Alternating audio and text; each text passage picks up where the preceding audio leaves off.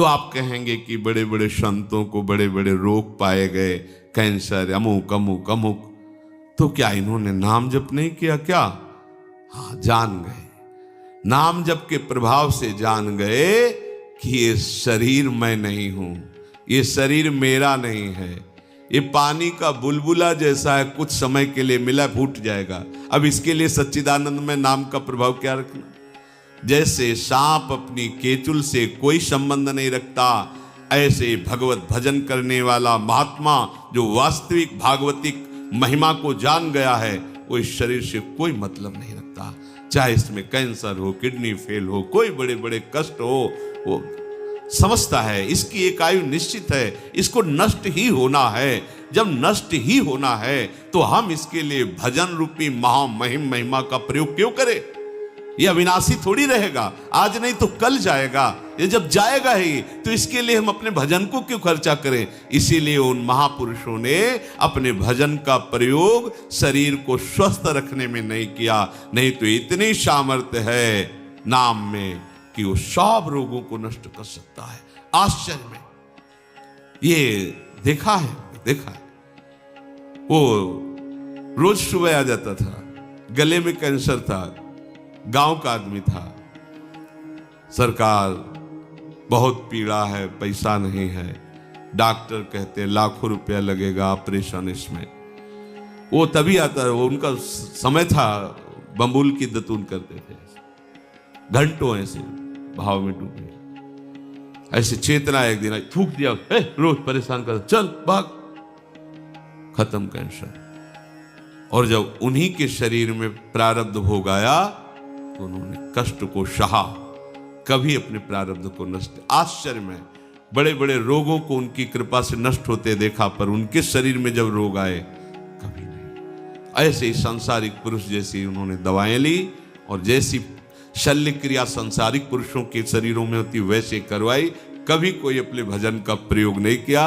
ये महापुरुष, कोई समझ नहीं सकता इन महापुरुषों की बात को। दूसरों के कष्टों को लेकर सह करके शरीर में उनको नष्ट नहीं किया, भजन के प्रताप से नष्ट नहीं किया, उनको अपने में ले लिया, जा तो आगे अपना मार्ग देख।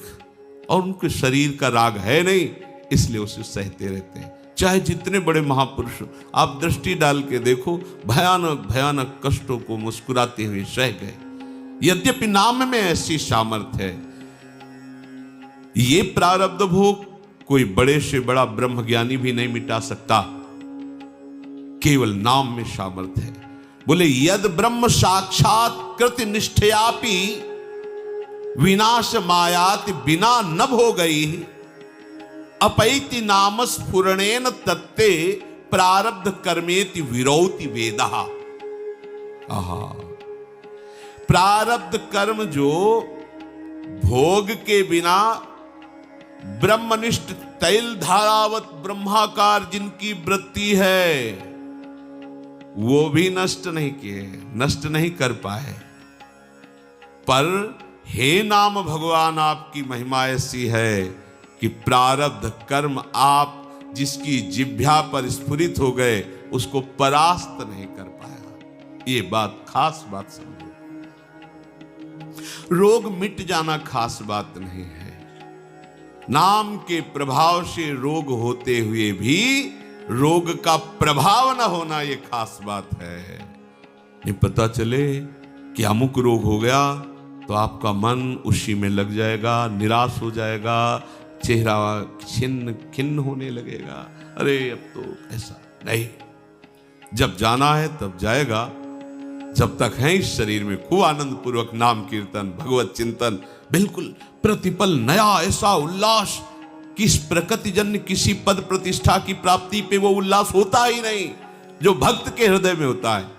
आप समझिए, ये नाम भगवान ऐसा आनंद उत्पन्न करते हैं, ऐसा उत्साह उत्पन्न करते हैं, जैसे किसी का ब्याह होना हो, फिर देखो ना पुल का घूमता है, पर वो तो प्रकृति जन्य कुछ क्षण के लिए हर्ष है, फिर शोक में बदल जाएगा।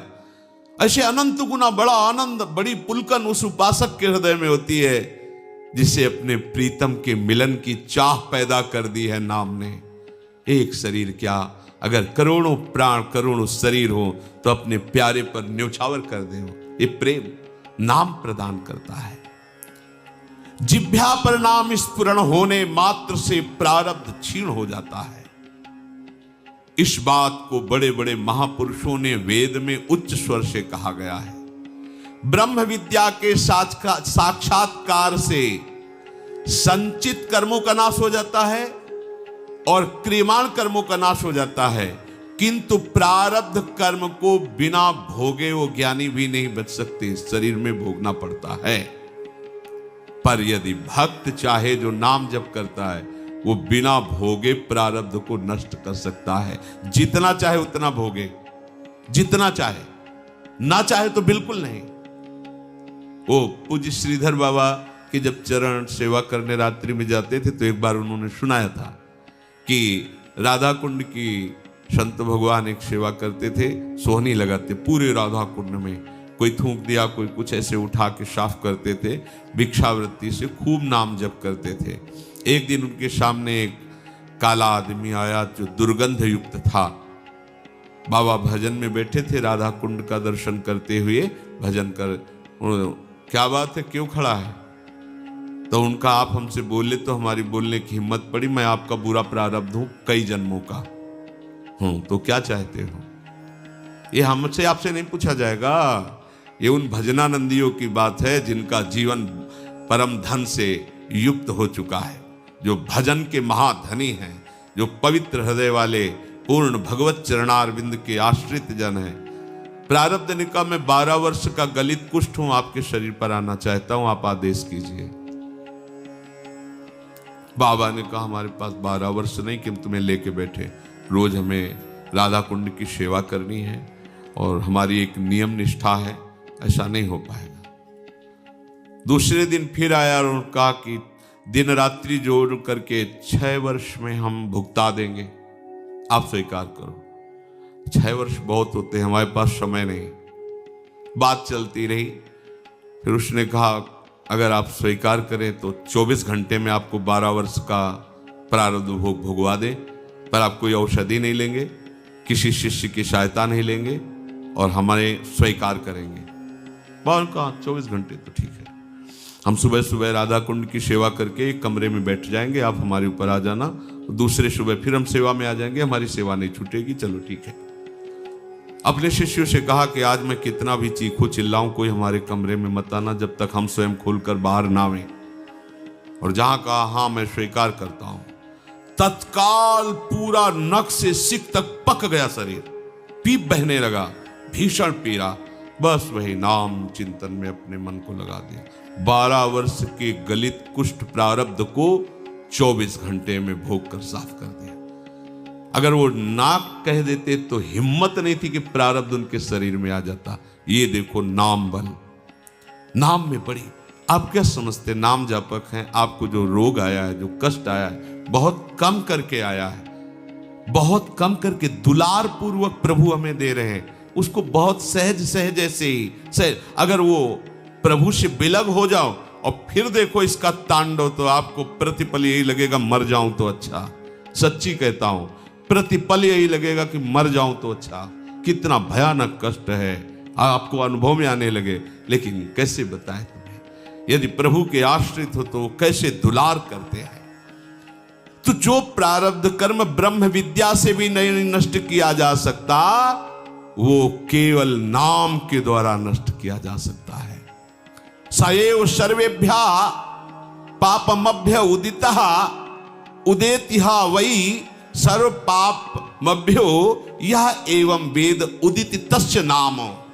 आहा, सब पापों से छुटकारा, वो जन सब कर्मों से छुटकारा पा जाता है जो भगवान के नाम का भरोसा करके नाम जपना प्रारंभ कर देता है। भक्तेभ्यो विचित्रानंदान प्रदातुम बहुरूपतयाविर्भावा दति करुणमिदम नामेति भावे नाह। कह रहे हैं ये केवल पापों को ही नष्ट नहीं करता, प्रारब्ध कर्मों को ही नष्ट नहीं करता। भक्तेभ्यो विचित्रानंदान प्रदातुम, भक्तों को एक विचित्र आनंद प्रदान करता। सत्य सत्य परम सत्य। दुनिया को भोग वासनाएं, नाना प्रकार के द्वंद्व, भूख प्यास नींद, ये सब जन्म मृत्यु सब पीस रहे हैं और वो समझ नहीं पा रहे प्रमाद स्थिति में।